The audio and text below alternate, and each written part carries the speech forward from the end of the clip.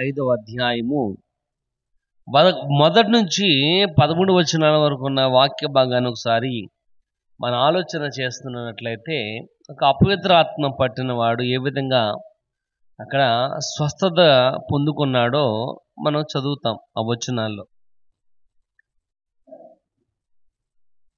ఇది గెరాసేనుల ప్రదేశం అని రాయబడుచుంది. ఆయన గలిలయ నుండి వస్తున్న సమయంలో జరిగిన ఒక సన్నివేశం అక్కడ కనబడుతుంది.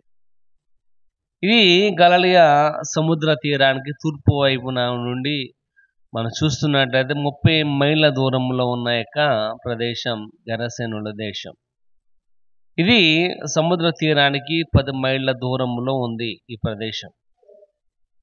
యేసు ప్రభు ఇక సువార్త పరిచయ నిమిత్తం ప్రయాణమయ్యి గలిలయ నుండి వస్తున్నప్పుడు వారికి ఎదురైన ఒక సందర్భం ఇక్కడ రాయబడుతుంది. ఆయన ప్రాంతమునకు వస్తున్న సమయంలో ఒక వ్యక్తి అపవిత్రాత్మ పట్టిన వాడిగా అక్కడ కనబడినట్లుగా వాక్య భాగం మనం చదువుకున్నాం. ఒకసారి మనం ఆలోచన చేస్తున్నట్లయితే, అన్యాచురల్ థింగ్స్ ఎట్ వాల్యుబుల్ ఏంటంటే, అన్యాచురల్ అసహజమైనది కానీ విలువైనదిగా కనబడుతుంది. మన యొక్క జీవితంలో కూడా మనం అంటూ ఉంటాం మాట ఏంటంటే,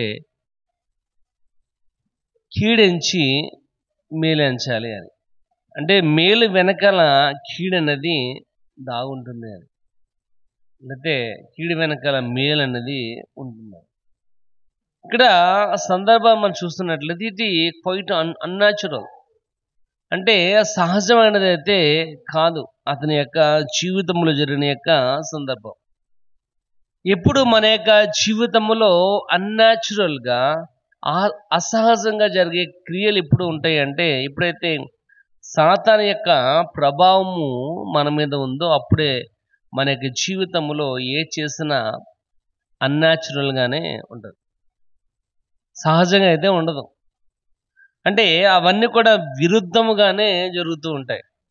కాబట్టి ఇది ఇతని యొక్క జీవితంలో కూడా జరిగిన అన్యాచురల్ థింగ్స్ని ఏ విధంగా దేవుడు వాల్యుబుల్ థింగ్స్గా మార్చాడో చూద్దాం. అంటే అతని యొక్క జీవితాన్ని ఏ విధంగా దేవుడు ఆయన బలపరిచాడో, స్వస్థపరిచాడో నేర్చుకుందాం ఈ దినమున. మన యొక్క జీవితంలో కూడా చాలా అన్యాచురల్ థింగ్స్ జరుగుతూ ఉంటాయి. అంటే మనం ఊహించని జరుగుతూ ఉంటాయి. అన్నీ కూడా సహజంగా కాకుండా అసహజంగా జరుగుతూ ఉంటాయి. మనం ఒకటి తలిస్తే ఇంకోటి జరుగుతుంది. అందుకని అంటూ ఉన్నాడు, నావన్నీయు నీవన్నీయు. మన ఉద్దేశములు ఆయన యొక్క ఉద్దేశములు వంటివైతే కాదు, నీ ఆలోచనలు ఆయన యొక్క ఆలోచనలు వంటివైతే కాదు. ఒక అన్యాచురల్ థింగ్ని వాల్యుబుల్గా ఏ విధంగా దేవుడు మార్చాడో నేర్చుకుందాం ఇద్దరు కూడా. మనం చదువుకుందాం, 4వ వచనం చదువుకుందాం.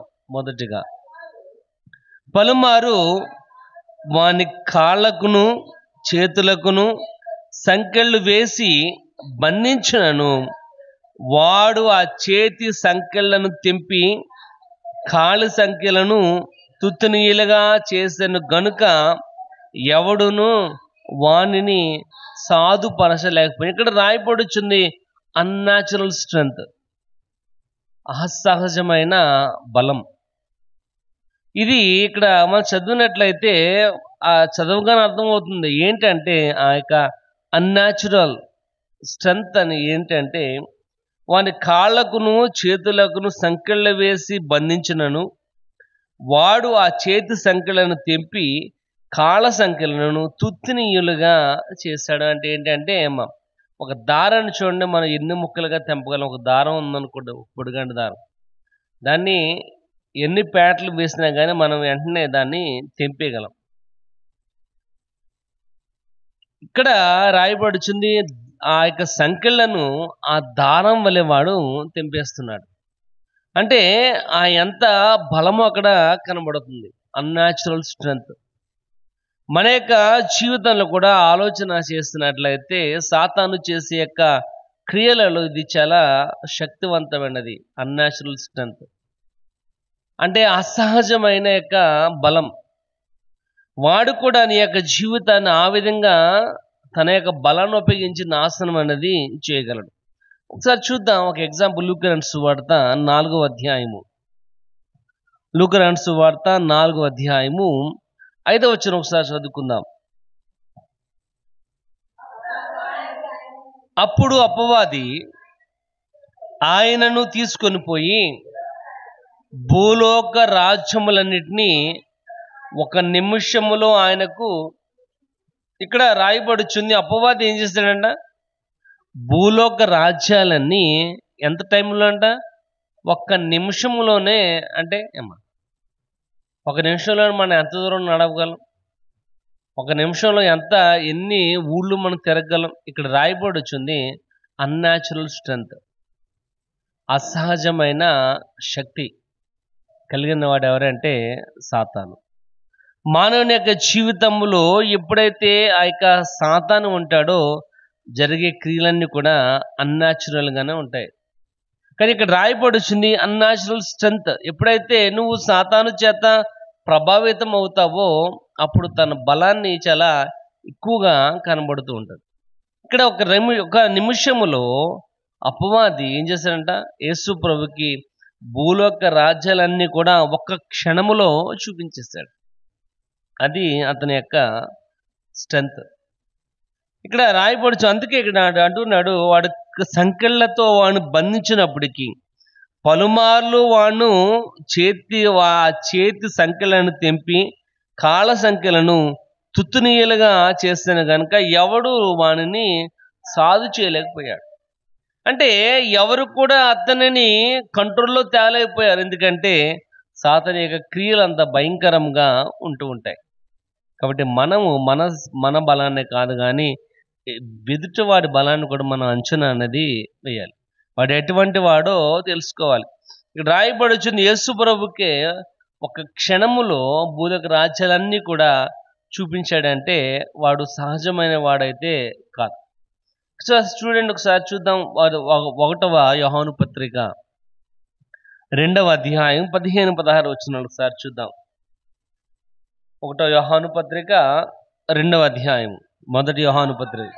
ఈ లోకమునైనను లోకములో ఉన్న వాటినైనను ప్రేమించకుడి, ఎవడైనను లోకమును ప్రేమించినట్లయితే తండ్రి ప్రేమ వానిలో ఉండదు. అంటే ఇక్కడ రాయబడి లోకములో బలము కలిగిన వాడెవడంటే సాతాను. లోకములో అన్యాచురల్ స్ట్రెంగ్త్ కలిగిన వాడెవడంటే అపవాది. కాబట్టి ఇక్కడ అంటున్నాడు, లోకమునైనను లోకంలో ఉన్న వాటినైనా నువ్వు ప్రేమించినట్లయితే కనుక నీ యొక్క జీవితం అంతా కూడా అన్యాచురల్గానే అసహజంగానే ఉంటూ ఉంటుంది. అందుకే భక్తులు అంటున్నాడు, కీర్తన 73వ కీర్తన 19వ వచనం ఒకసారి చూద్దాం. 73వ కీర్తన 19వ వచనం. క్షణమాత్రములోనే వారు పాడైపోదురు, మహాభయము చేత వారు కడముట్ట నశించదు. ఇక్కడ రాయబడుచుంది క్షణమాత్రములోనే వారు పాడైపోదురు అని. ఇక్కడ మన యొక్క జీవితంలో మనం పాడైపోవాలి అంటే ఒక రోజులు సంవత్సరాలు పట్టిన అవసరం లేదు, ఒక క్షణం అయితే చాలు నువ్వు చెడిపోవడానికి. ఒక క్షణము చాలు నీ యొక్క జీవితము తలకిందులు అవడానికి. ఇక్కడ రాయబడుచుంది అన్యాచురల్ ఎట్ వాల్యుబుల్. ఎప్పుడైతే మన యొక్క జీవితంలో అసహజమైనదిగా కనబడుతుందో దేవుడు దాన్ని విలువైనదిగా వాల్యుబుల్గా చేయగలడు.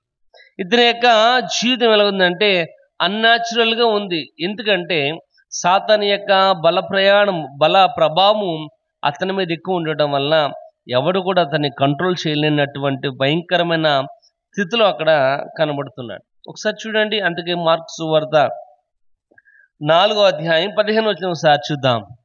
మార్కు సువార్త. త్రోవ పక్కన పడిన వారు ఎవరనగా వాక్యము వారిలో విత్తబడెను గాని వారు వినిన వెంటనే సాతాను వచ్చి వారిలో విత్తబడిన వాక్యాన్ని, ఇక్కడ రాయబడుచుంది వారు వాక్యాన్ని వింటారు కానీ వినిన వెంటనే ఏమైందంట, సాతాను వచ్చి ఆ విన్నటువంటి వాక్యాన్ని ఎత్తుకొని పోతాడు. ఎందుకంటే వారిలో గ్రహించే యొక్క సామర్థ్యం అనేది లేదు. ఇక్కడ ప్రియమైన వాళ్ళ ఒక క్షణములోని జీవితము మారిపోద్ది. అక్కడ భక్తులు అంటున్నట్లుగా 19వ వచనం, క్షణమాత్రములోనే వారు పాడైపోదు. కాబట్టి ఇక్కడ ఒకటి అన్యాచురల్ స్ట్రెంగ్త్ అన్నది కనబడుతుంది. అదే ఆ మార్క్స్ వార్త 5వ అధ్యాయము 3వ వచనం చదువుకుందాం ఒకసారి. 3వ వచనం, ఇక్కడ వాడు సమాధిలో వాసము చేసేవాడు, సంకెళ్లతోనూ ఎవడును వానిని బంధించి. ఇక్కడ రెండోది రాయబడుచుంది అన్యాచురల్ ప్లేస్. వాడి ఇక్కడ నివాసం ఎక్కడంటే సమాధిలోనే.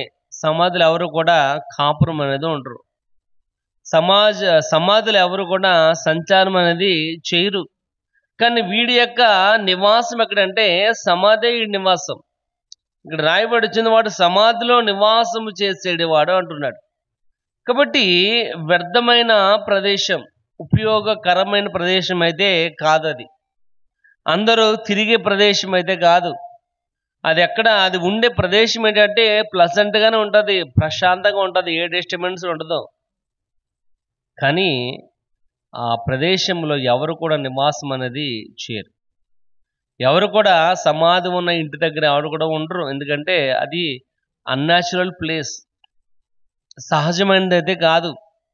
ఇక్కడ రాయబడుచుంది వాడు ఎక్కడ ఉంటున్నాడంటే ఆ అన్ప్లజెంట్ ప్లేస్లో ఉంటున్నాడు. ఇక్కడ రాయబడుచుంది అన్యాచురల్ ప్లేస్, వాడు సమాధిలో నివాసం చేస్తున్నాడు. కాబట్టి ఇక్కడ వాక్యభాగం కూడా రాయబడుచుంది మనం కూడా అటువంటి వ్యర్థమైన ప్రదేశాల్లోనే ఉంటూ ఉంటాం. అందుకే 1వ కీర్తనలో రాయబడుచుంది, దుష్టుల ఆలోచన చెప్పున నడవక, పాపుల మార్గము నిలువక, అపహాసకులు కూర్చున్న చోటను కూర్చుని. Unnatural place.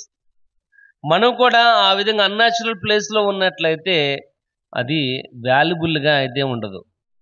కానీ ఇక్కడ వాక్యభాగం రాయబడుచుంది వాడి యొక్క అన్యాచురల్ ప్లేస్ని దేవుడు వాల్యుబుల్ ప్లేస్గా మార్చాడు. ఆ కింద వచనం చదివినట్లయితే మన అర్థం ఉంది. ఇక్కడ రాయబడుచుంది నడవడం కానీ, నిలబడటం కానీ, కూర్చోవడం కానీ, ఏ రకమైన చెడు సహవాసాలకు మనం లోను కాకుండా దేవుని యొక్క వాక్యానికి మనం లోబడిన వారుగా ఉండాలి. కాబట్టి ఇతని యొక్క జీవితం ఎలాగుందంటే అన్యాచురల్గా ఉంది, సహజంగా లేదు. ఎందుకంటే ఒకటి ఆ సాతాన్ యొక్క బల ప్రభావం వలన వాడిని ఎవరిని కూడా కంట్రోల్ చేయలేకపోతున్నారు. రెండోది ఆ సాతాన్ యొక్క ప్రభావం వలన వాడి నివాసము సమాధిలోనే ఉంది.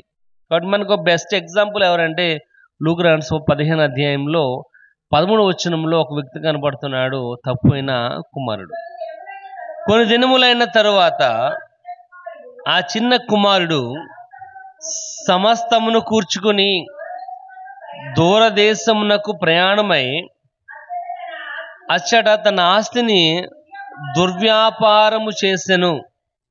చాలండి, ఇక్కడ రాయబడుచుంది మనకు బాగా తెలిసిన వాక్య భాగమే. ఆ చిన్న కుమారుడు తన రావాల్సిన ఆస్తిని తీసుకుని వెళ్ళిపోయి, తన తండ్రి ఇంటి నుండి వెళ్ళిపోయి అన్యాచురల్ ప్లేస్, ఏదైతే సహజమైన ప్రదేశము కాదో అక్కడ నివాసం చేసిన వాడుగా కనపడుతున్నాడు. తన ధనానంతా కూడా దుర్వ్యాపారము చేశాడు. ఆ ఊర్లో భయంకరమైన కరువు వచ్చినప్పుడు ఒక పందులు మేపుకున్న వాని దగ్గరికి వెళ్ళి ఉద్యోగం నిమిత్తం వెళ్ళాడు. కానీ ఆ పందితో పాటు ఆ పంది తినే పొట్టు కూడా తినడానికి కూడా అవకాశం లేని స్థితిలో ఉండిపోయాడు. Unnatural place.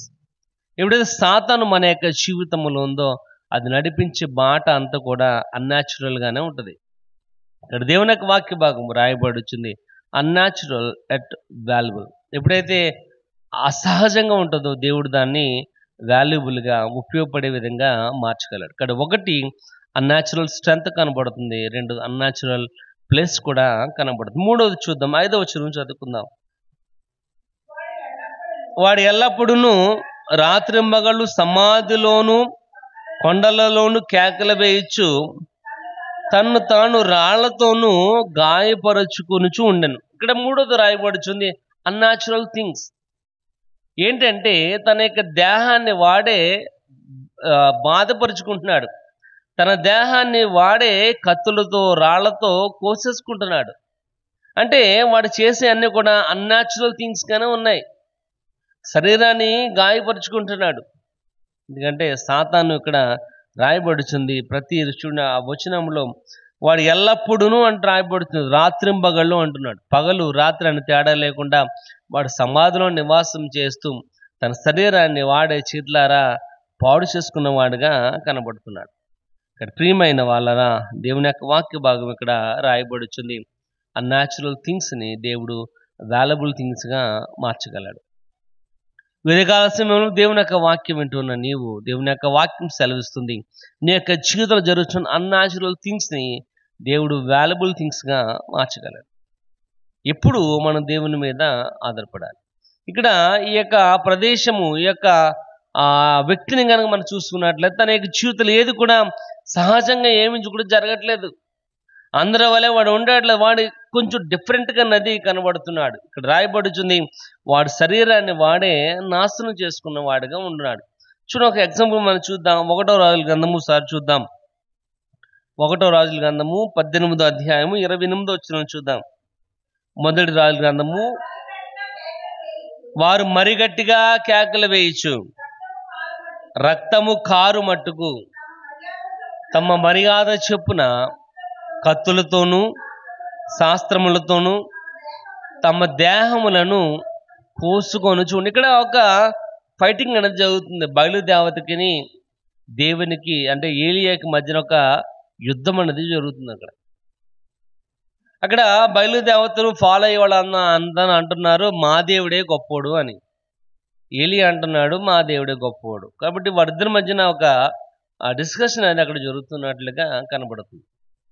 కాబట్టి అయితే పిలవండి, ఎవరు ముందు వచ్చి ఈ యొక్క బలిపీఠాన్ని దహించి వేస్తారో వారే గొప్పోడు అని ఒక డిస్కషన్ అనేది అక్కడ ప్రారంభమైంది. కాబట్టి అక్కడ 18వ అధ్యాయం అని చదివినట్లయితే వారు ఎన్ని రకాలుగా ప్రయత్నం చేసినప్పటికీ కూడా, వాడు ఎన్ని రకాలుగా కేకలు వేస్తున్నప్పటికీ ఇంకా అక్కడ ఏలి అంటున్నాడు, ఆ బయలుదేవత ఇంకా పడుకుందామో లేపండి అని ఆలన చేస్తున్నట్లుగా మనం చూడగలం. కాబట్టి వాళ్ళు ఏం చేస్తారంటే వారి యొక్క వాడుక చెప్పున కత్తులతో శాస్త్రాలతో వారి యొక్క దేహాన్ని వారు కోసుకున్నప్పటికీ కూడా ఆ బయలుదేవత అన్నది రాలేదు. కాబట్టి ఎందుకంటే ప్రియమైన వాళ్ళరా, సాతాని క్రియలు ఎప్పుడైతే ఉన్నాయో, సాతాని యొక్క బలం ఎప్పుడైతే ఉందో, వాటి చేస్తే ప్రతిదీ కూడా అన్యాచురల్గానే కనబడుతుంది. కానీ కిందకు వచ్చి నువ్వు చదివినట్లయితే ఎప్పుడైతే ఏలియా ప్రార్థన చేశాడో, ఎప్పుడైతే ఏలియా దాని బలిపేట చుట్టూ గొయ్యి తవ్వి దాన్ని నీళ్లు పోసి ఇంకా బాగా నానబెట్టేశాడు ఆ పుల్లన్నీ కూడా. కానీ ఎప్పుడైతే ఏలియా ప్రార్థన చేయగా ఆ ఎంత నీళ్లలో ఆ బలిపీఠం ఉన్నప్పటికీ, ఈయన నీళ్లు పోసి దాన్ని ఆ నీళ్ళలో నానబెట్టినప్పటికీ ఒక క్షణములో ఆ బలిపీఠం అంతా కూడా దహించబడినట్లుగా కనబడుతుంది. ఇక్కడ ప్రియమైన వాళ్ళరా, దేవుని యొక్క వాక్య భాగం రాయబడుచుంది, అన్యాచురల్ థింగ్స్ని ఆయన వాల్యుబుల్ థింగ్స్గా మార్చగలరు. కాబట్టి ఇక్కడ రాయబడుచుంది, వారి శరీరాన్ని పాడు చేసుకుంటున్నారు, ఏ రకమైన ప్రయోజనం అనేది లేదు. మనం కూడా చాలా చూస్తూ ఉంటాం. ఈ యొక్క వారికి ఉన్న యొక్క భక్తిని, వారికి ఉన్న యొక్క నమ్మకాన్ని వ్యక్తపరచడానికి చాలామంది శరీరం మీద ఆ ఊసలతో, శరీరం మీద ఆ యొక్క పదునైనటువంటి వస్తువులతో దేహాన్ని గుచ్చుకుని పాడు చేసుకుంటారు. కానీ ఇక్కడ దేవుని యొక్క వాక్య భాగం రాయబడుతుంది, అనేక ధనాలు ఏ రకమైన ఉపయోగం అనేది లేదు. ఇక్కడ ఇంకో ఎగ్జాంపుల్ చూడండి, మత్తయి సువార్త 12వ అధ్యాయం 44వ వచనంలో రాయబడుతుంది, ఒక వ్యక్తికి దెయ్యం పట్టింది. ఒక వ్యక్తికి ఏం పట్టిందంట? దెయ్యం పట్టింది. చదవండి 44వ వచనం. 12:44 మత్తయి సువార్త. మరి 7 దెయ్యములను వెంట పెట్టుకుని వచ్చెను, దానిలో ప్రవేశించెను, అక్కడనే కాపురం ఉండెను. అందుచేత ఆ మనుషుని యొక్క కడపటి స్థితి మొదటి స్థితి కంటే ఇక్కడ భయంకరంగా, ఎందుకంటే వాడిలో ఉన్న అపవిత్రాత్మ వెళ్ళిపోయి మరలా ఇల్లు ఖాళీగా ఉండటం వల్ల ఏం చేస్తుంది, తనకన్నా బలమైన మరి 7 దెయ్యాలను తీసుకుని వచ్చి అదే ఇంట్లో మరలా నివాసం అనేది చేస్తుంది. వాడి కడపటి స్థితి మొదటి స్థితి కంటే భయంకరంగా ఉంది. ఎందుకంటే అన్యాచురల్ థింగ్స్, వాడి యొక్క జీవితాన్ని వాడే నాశనం చేస్తున్నాడు. ఆ రోజే గనక ఎప్పుడైతే అపవాది వెళ్ళిపోయినప్పుడు దేవుని యొక్క సత్యవాక్యమునకు చోటిచ్చినట్లయితే వాడి యొక్క జీవితం అంత భయంకరంగా అయితే ఉండేదైతే కాదు. ఇక్కడ ఒకటి అన్యాచురల్ స్ట్రెంత్ కనబడుతుంది, రెండోది అన్యాచురల్ ప్లేస్ కనబడుతుంది, మూడు అన్యాచురల్ థింగ్స్. ఇక్కడ ఏదేమైనప్పటికీ దేవుడు మాత్రమే, యేసుక్రీస్తు మాత్రమే నీ యొక్క జీవితాన్ని వాల్యుబుల్గా మార్చగలడు. ఆయన మాత్రమే నీ యొక్క జీవితం జరుగుతున్న ప్రతి ఒక్క క్రియను ఆయన వాల్యుబుల్గా మార్చగలడు. ఆ విధంగా విలువైనదిగా మార్చాలి అంటే నువ్వేం చేయాలంటే ఇక్కడే రాయబడుచుంది. 2వ వచనం చదువుకుందాం. 5వ అధ్యాయం 2వ వచనం. ఆయన దోణదేగానే అపవిత్రాత్మ పట్టిన వాడొకడు సమాధిలో నుండి వచ్చి ఆయనకు ఎదురుపడెను అని రాయబడుచుంది. మొదటి వాడు చేసిన పని ఏంటంటే వాడున్న స్థితిలో నుంచి వాడు బయటకు వస్తున్నప్పటికి కూడా యేసు ప్రభుకి వాడు కనబడిన విధంగా ఉన్నాడు. చూడండి, మనం కూడా కొన్నిసార్లు ఏం చేస్తూ ఉంటాం అంటే ఎక్కడ కనబడితే అడుగుతారేమోనండి, పాస్టర్ గారు కనపడకుండా వీధి మార్చి తిరుగుతూ ఉంటాం. ఈ వీధికి వస్తుండే ఆ వీధికి వస్తుండే ఈ వీధికి, కానీ కనబడితే ఎక్కడ అడుగుతాడో మనల్ని రాలేదని చాలా జాగ్రత్తగానే వ్యవహరిస్తూ ఉంటాం. కానీ ఇక్కడ రాయబడుచుంది, వాడు కూడా ఏం చేస్తాడంటే వాడు సమాధిలో నివాసం చేస్తున్నప్పటికీ, సంకెళ్ళు వేసి వాడు బంధిస్తున్నప్పటికీ, వాడి దేహాన్ని వాడి శరీరాన్ని నాశనం చేసుకుంటున్నప్పటికీ వాడు చేస్తున్న పని ఏంటంటే యేసు ప్రభు దోణి దిగ్గానే అపవిత్రాత్మ పట్టిన వాడు ఆయనకు కనబడ్డాడు. చూడండి, 6వ వచనం చదువుకుని 9వ వచనం సార్ చదవండి. 6వ వచనం చదవండి. 6వ వచనం. వాడు దూరము నుండి యేసును చూచి పరిగెత్తుకుని వచ్చి ఆయనకు నమస్కారం చేస్తాడు. ఎవడీడు? వీడిలో ఆల్రెడీ ఏముంది? అపవిత్రాత్మ ఉంది. కానీ ఇక్కడ వాడు చేసిన పని ఏంటంటే వాడు దూరము నుండి యేసును చూసి పరిగెత్తుకొచ్చి ఆయనకు నమస్కారం చేశాడు. అంటే వాడిలో ఏముందంటే మారాలనే ఆసక్తి ఉన్నప్పటికీ వాని వెనకాల ఉన్న సాతాను మాత్రము వాడి యొక్క జీవితాన్ని కానీ మారనివ్వడానికి అవకాశం అనేది ఇవ్వలేదు. ఆయన గ్రహించాడు ఈ విషయాన్ని. ఎందుకంటే నీ పేరేం పేరు అని అడిగితే నా పేరు శానా అంది. శానా అంటే ఇంచుమించు 6,000 మంది. 6,000 మంది, సుమారుగా 6,000 మంది దెయ్యాలు. ఒక దెయ్యంతోనే మనం భరించలేకపోతుంటే వాడు ఎంత భయంకరమైన స్థితిలో ఉన్నాడు. 6,000 మంది, సుమారుగా 6,000 మంది అని రాయబడచ్చు. ఎందుకంటే అక్కడ 2,000 పందులు ఉన్నాయి. ఆ 2,000 పందుల్లోకి ఆ విధంగా లెక్కేసుకున్న ఒక్కో పందులో ఒక్కో దెయ్యం వెళ్ళిందంటే మరి 2,000 దెయ్యాలు అక్కడ కనబడుతుంది. కాబట్టి వాడి యొక్క జీవితం ఇక్కడ రాయబడుతుంది.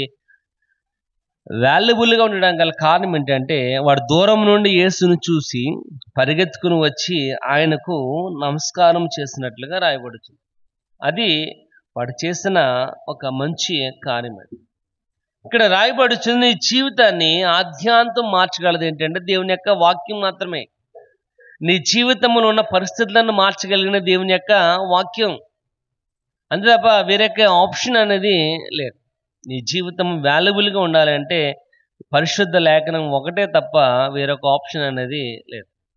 ఈ పరిశుద్ధ లేఖనం ఆ రోజు సమరస్త్రీతో మాట్లాడటం వల్ల తన జీవితం అనేది మారింది, తన గ్రామం మారింది, తన కుటుంబం మారింది, తన బంధువులు మారారు. ఎప్పుడైతే యేసు ప్రభుతో ఎప్పుడైతే ఆ వాక్యంతో ఇంటరాక్ట్ అయిందో తప్పనిసరిగా ఆ వాక్యము అన్యాచురల్ థింగ్స్ని వాల్యుబుల్ థింగ్స్గా మార్చగలదు.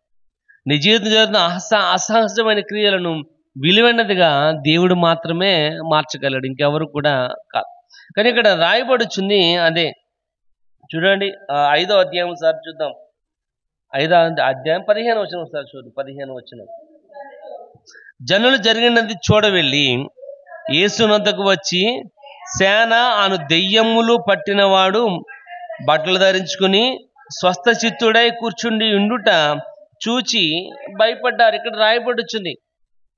ఇక్కడ ఏంటంటే అక్కడ జరిగిన సన్నివేశము కనబడుతుంది. ఎందుకంటే ఆ సంకెళ్లతో బంధింపబడినవాడు, దేహాన్ని నలగొట్టుకున్నవాడు, దేహాన్ని గాయపరుచుకున్నవాడు, సమాధిలో నివాసం చేస్తున్నవాడు ఇప్పుడు ఎక్కడున్నాడంటే రాయబడుచుంది ఆ దెయ్యము పట్టినవాడు స్వస్థపడి బట్టలు ధరించుకుని స్వస్థ చిత్తుడై కూర్చుని ఉండుట వారు చూసి భయపడ్డారు. అంటే అప్పటి వరకు కూడా బట్టలు లేకుండా వాడు ఉన్నటువంటి వాడుగా ఉండొచ్చు. కానీ ఎప్పుడైతే యేసు ప్రభు నీ జీవితంలోకి వస్తాడో తప్పకుండా ఆయన నీ యొక్క పరిస్థితిని ఆయన మార్చగలడు. ఎప్పుడైతే ఆయన నీ యొక్క జీవితంలోకి వస్తాడో అన్యాచురల్ స్ట్రెంత్ని దేవునికి విలువైన బలంగా ఆయన ఉపయోగించుకోగలడు. నువ్వు నివసిస్తున్న యొక్క అసహజమైన ప్రదేశాన్ని దేవుడు ఉపయోగకరమైన ప్రదేశముగా ఆయన మార్చగలడు. ఇక్కడ రాయబడుచుంది, నీ జీవితాన్ని ఆద్యాంతము మార్చగలిగినది పరిశుద్ధ లేఖనం తప్ప మరొకటి లేదు. ఎందుకంటే ఆయన అన్యాచురల్ థింగ్స్ని వాల్యుబుల్ థింగ్స్గా మార్చగలడు. ఏలియా కెరీతు వాగు దగ్గర ఉన్నప్పుడు ఎవరు తెచ్చారమ్మ ఆహారాన్ని? కాకులు తెచ్చినాయమ్మ. కాకి ఎలాంటిది? కాకి ఎలాంటిది అంటే స్వప్నాది అమ్మ. ఎప్పుడు కూడా ఉపయోగపడేది అయితే కాదు. ఏదో ఒక కాకి కదా అని కొంచెం మనం పాడేసామంటే, ఏదైనా ఆహారం పెట్టామంటే అమ్మ, అది తిందో మొత్తం అందరినీ పిలిచేది. అది తిందో అందరినీ పిలుస్తుంది. మనం ఇంకా ఇప్పుడు కూడా దానికి మళ్ళీ కేకేసి మనం పెట్టాం. ఏదో వచ్చింది కదా ఒక కాకితే మనం తింటే దానికి వేసినా కానీ అమ్మ అక్కడే ఉంచి ఇంకా 4 కేకలను కేకేసి దాంట్లో కూడా ఎట్టండి అంటారు అమ్మ. మనం ఎక్కడ ఎడతాం? మా ఇంటికి పిల్లి వచ్చింది. మా ఇంటికి ఏమొచ్చింది? ఏదో ఒక పిల్లే కదా అని అమ్మ కొన్ని పాలు పోసాం. పిల్లి రావడం వల్ల బెలకలు రావట్లేదని. కానీ ఆ పిల్లి ఇంకా తెలియగలదు కదా, దాంతోపాటు ఇంకో 2 పిల్లలు తెచ్చింది ఎక్స్ట్రా అమ్మ. ఇప్పుడు ఒక పిల్లికే మనకు భారం అనుకుంటే అమ్మ, మళ్ళీ ఒక పిల్లికి 2 పిల్లులు కలిసినాయి అమ్మ. మొత్తాన్ని పోతాం మానేసి. అలాగే ఇక్కడ రాయబడుతుంది ఏంటంటే, మన యొక్క జీవితం కూడా ఎప్పుడైతే దేవునిలో ఎప్పుడైతే ఉంటుందో ఆయన మాత్రమే మన యొక్క జీవితాన్ని వాల్యుబుల్ జీవితంగా, ఉపయోగపడే విధముగా, విలువైన జీవితముగా మార్చగలడు. కానీ ఇక్కడ రాయబడుచుంది ఏంటంటే, వాడు క్రీస్తు సాక్షిగా మారిపోయాడు. చూడండి, అదే అధ్యాయము 20 చదువుకుందాం ఒకసారి. 20 ఆయన వానికి సెలవీయగా, నీవు నీ ఇంటి వారి వద్దకు వెళ్ళి ప్రభువు నీ యందు కనబడి నీకు చేస్తే కాలన్నింటినీ వారికి తెలియజెప్పమనెను. వాడు వెళ్ళి యేసు తనకు చేసినవన్నీ దెక్కపోలులో ప్రకటింపనారంభింపగా అందరూ కూడా ఆశ్చర్యపడ్డారు. ఎప్పుడైతే దేవుడు నీ యొక్క జీవితంలో కార్యం చేస్తాడో అందరూ చూసి ఆశ్చర్యపడతారు. ఎందుకంటే ఆయన మాత్రమే అన్యాచురల్గా ఉన్న నీ యొక్క జీవితాన్ని వాల్యుబుల్ జీవితముగా మార్చగలడు.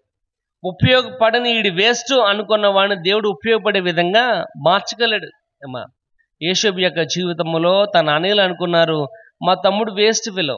ఎందుకంటే మమ్మల్ని కంటే మా తమ్ముడిని ఎక్కువ మా నాన్న ప్రేమిస్తున్నాడు, కాబట్టి మా తమ్ముడు లేకుండా చేస్తే ఆ ప్రేమ అంతా మేమే పొందుకోవచ్చు అనుకున్నారు. కానీ అమ్మా ఆ తమ్ముడు ఏం చేస్తారు? గోతులో పాడేస్తారు. అక్కడ పాడేలేక మిద్యానీయులకు అమ్మేశారు. అక్కడ నుంచి ఫరో దగ్గర సైన్యాధిపతికి, అక్కడ నుంచి తన యొక్క జీవితం అంతా కూడా మారిపోయింది. కానీ ఎప్పుడైతే తన అన్నయ్యలు ఆ ఊర్లో భయంకరంగా కరువు వచ్చినప్పుడు తన అన్నయ్యలతో ఇంటరాక్ట్ అవుతున్నప్పుడు అంటున్నాడు, ఆ రోజు మీరు నన్ను అమ్మివేయటమే దీనికోసమే అనుకుంటాను. ఎందుకంటే అన్యాచురల్గా ఉన్న తన జీవితాన్ని వాల్యుబుల్ జీవితంగా దేవుడు మాత్రమే మార్చగలడు. అక్కడ ప్రియమైన వాళ్ళారా, నువ్వు అనుకోవచ్చు నా యొక్క జీవితంలో ఏమీ లేవు, ఏంటి పరిస్థితి అని. కానీ దేవుడు మాత్రమే వాల్యుబుల్గా మార్చగలడు. ఒక ఎగ్జాంపుల్ మనం చూస్తున్నట్లయితే 2వ రాజుల గ్రంథము చదవద్దు కానీ 4వ అధ్యాయం మనం చదివినట్లయితే అక్కడ ఒక స్త్రీ, ఒక కుటుంబం కనపడుతుంది. తన యజమాని కోల్పోయిన కుటుంబం.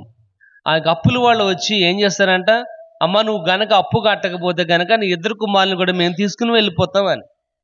అప్పుడు ప్రవక్త దగ్గరికి వెళ్ళింది. అప్పుడు ఆయన అన్నాడు, అమ్మ నీ ఇంట్లో ఏముందనగానే, నా ఇంట్లో నూనె కుండ తప్ప మరి ఏమీ కూడా లేదు. ఆ నూనె కుండే తన జీవితాన్ని ఆద్యంతం మార్చింది. ఆ నూనె కుండ తన యొక్క జీవితమును ఊహించలేని విధముగా మార్చగలిగింది. ప్రియమైన వాళ్ళ దేవుడు మాత్రమే అన్యాచురల్ థింగ్స్ని వాల్యుబుల్ థింగ్స్గా మార్చగలడు.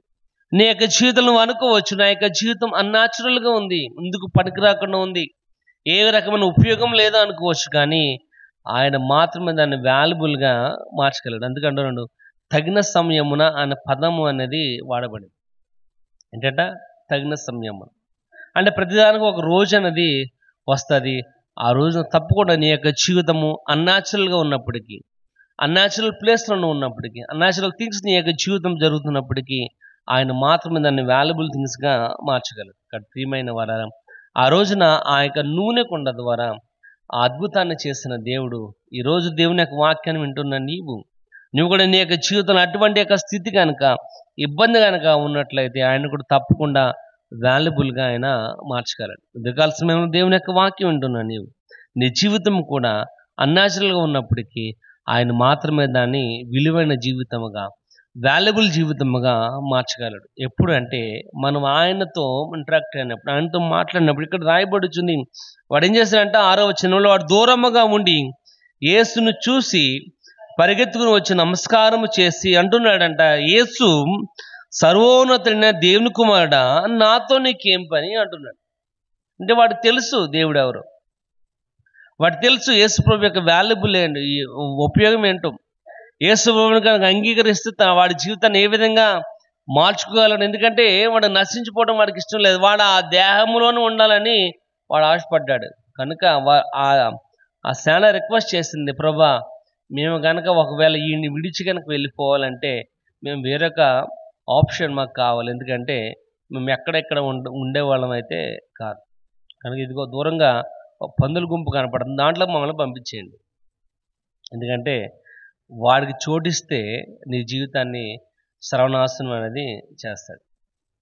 ఇక్కడ రాయబడి వచ్చింది, వాడు యేసుప్రభువుని గుర్తించాడు, గ్రహించాడు, రక్షకుడని వాడు తెలుసుకున్నాడు. కనుక వాడి జీవితము వాల్యుబుల్ జీవితముగా దేవుడు మార్చాడు. ప్రియమైన వాళ్ళారా, ఈ రాత్రికాల సమయంలో ఉదయకాల సమయంలో దేవుని యొక్క వాక్యం వింటున్న నీవు, ఆయన వాక్యం సెలవిస్తుంది, నువ్వు కూడా నీ జీవితమును గనక యేసు ప్రభుకి అప్పగించినట్లయితే ఆయన తప్పకుండా వాల్యుబుల్ జీవితముగా ఆయన మార్చగలడు.